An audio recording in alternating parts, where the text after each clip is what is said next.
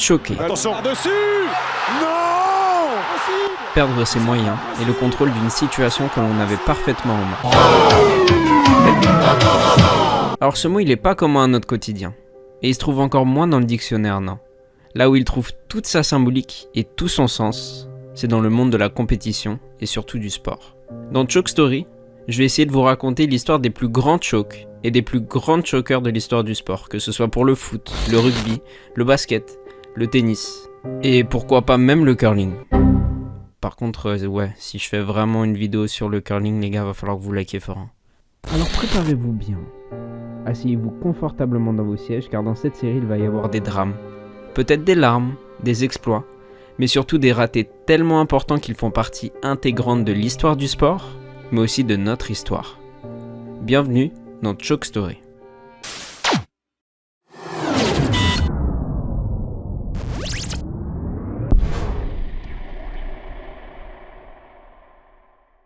Tout d'abord, je tiens à m'excuser à tous les fans d'Orlando, si ça existe toujours. Parce que pour ce deuxième épisode, on va retourner en Floride et cet épisode risque d'être plus dur à regarder que le dernier. Pour cet épisode, revenons aux sources d'Orlando, Disney. Non, c'est pas une blague, Disney. À la fin des années 80, la NBA veut voir plus grand et souhaite rajouter 3 équipes à sa ligue. Les Timberwolves de Minnesota, qui seront ajoutés en 89, le Heat de Miami et les Hornets de Charlotte qui, eux, seront ajoutés en 1988. Au départ, Orlando n'était pas dans les plans de la Grande Ligue. Et si Disney n'avait pas été à Orlando, là-bas, on produirait sûrement des oranges et pas grand-chose d'autre. My life, it's orange. En tout cas, on n'y produirait sûrement pas du basket. Et c'est donc ainsi que le 15 juin 1989, Orlando débarque en NBA avec très peu, voire rien du tout.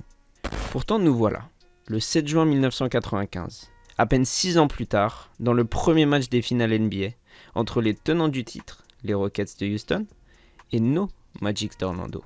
Et avec 50 secondes restantes, Orlando mène de 3 points et a la balle devant son public qui souhaite bien commencer cette lutte pour le trophée avec une victoire de leur équipe. Si Orlando marque, la victoire est quasiment assurée.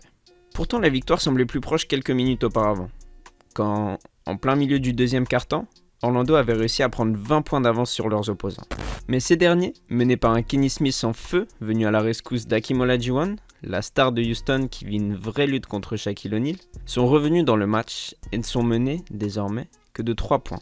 Alors qu'on se rapproche de la fin des 24 secondes de possession et qu'Orlando n'a pas trouvé l'ouverture dans la défense texane, Hardaway attaque le panier, mais rate. Sauf que pour son premier match de finale, Orlando a l'air de profiter de la chance du débutant. Et Horace Grant prend le rebond et ressort la balle sur Brian Shaw. Orlando a donc une seconde chance de grignoter la montre et, peut-être, de tuer ce match. Mais le 3 points de Shaw est raté. Sauf qu'on dirait bien que les dieux du basket ont choisi leur camp ce soir. Et Orlando vole encore un rebond, et avec le peu de temps restant, les Rockets sont obligés d'avoir recours à la faute, envoyant les Magics sur la ligne des lancers. On commence déjà à fêter la victoire en tribune. Il suffit juste de mettre un lancer, et ce match est fini. Lui, c'est Nick Anderson. Tu le connais peut-être pas, mais si Orlando se retrouve ici, avec 3 points d'avance, lors du premier match des toutes premières finales de l'équipe, à peine 6 ans après son arrivée en NBA, c'est en grande partie grâce à lui. Nick, c'est le tout premier joueur drafté par la franchise. With the 11th pick in the 1989 NBA draft, the Orlando Magic selects Nick Anderson from the University of Illinois. Et avant la venue de Shaquille O'Neal en 92 et de Penny Hardaway en 93, il était leur meilleur scoreur avec environ 20 points par match. Et depuis qu'Orlando a drafté son duo star, Nick Anderson s'est affirmé comme un très bon bras droit. Et Michael Jordan peut en témoigner.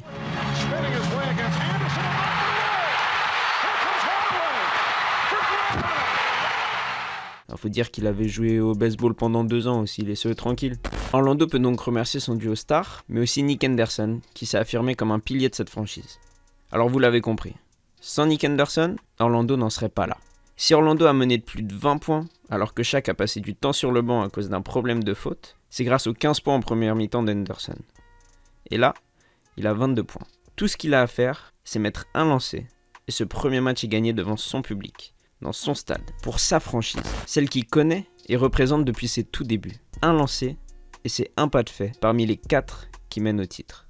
Le premier lancer est court. Pas grave, Il mettra le deuxième. Le deuxième est encore plus court. Anderson a raté ses 2 lancers. Et à cause de lui, Orlando passe à côté de l'occasion de tuer ce match. Sauf qu'après le lancer raté, il récupère le les dieux du basket, ils ont bien choisi leur camp là. En effet, tout semble pencher vers une victoire d'Orlando, même le hasard. Nick Anderson a donc une chance de se rattraper et aussi de pas faire les gros titres le lendemain matin. À Orlando, on s'est fait une belle frayeur, mais c'est plus de peur que de mal. Et ses coéquipiers savent à quel point ces 2 lancers sont importants. Alors pour lui redonner de la confiance, toute l'équipe d'Orlando l'entoure et essaye de l'encourager pour ne pas qu'il choque une deuxième fois. Tout ce qu'il a à faire, c'est mettre un lancer franc. L'exercice le plus simple et à la fois le plus dur mentalement à réaliser. Il en a mis des centaines, voire des milliers durant sa carrière, qui ont valu des centaines et des milliers de points.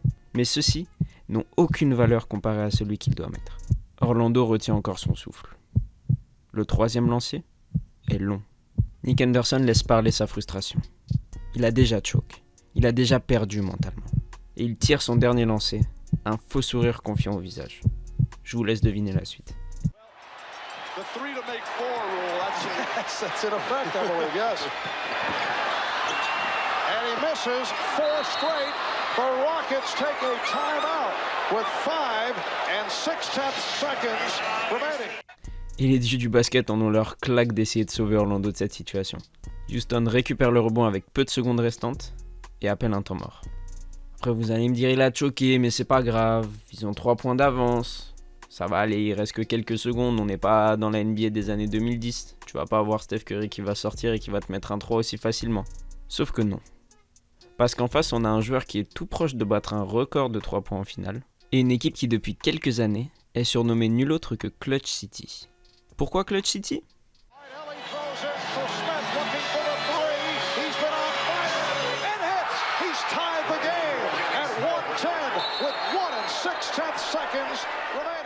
Voilà. Et en prolongation,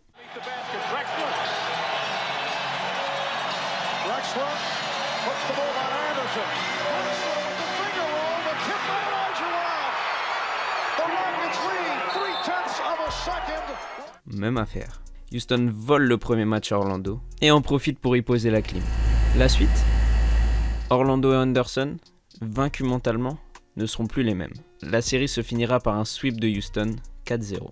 Et malgré un duo très prometteur qui domine déjà la ligue, c'est la dernière fois que l'on verra cette équipe d'Orlando avoir accès au final, avant le départ de Shaq, les blessures de Penny Hardaway, et finalement, le départ de Nick Anderson. Ce qu'ils avaient réussi à construire en très peu de temps a été détruit de la faute de leurs actes. Sur ces 4 lancers reposaient peut-être les prémices d'une future dynastie, siégeant au sommet de la NBA pour les années à venir.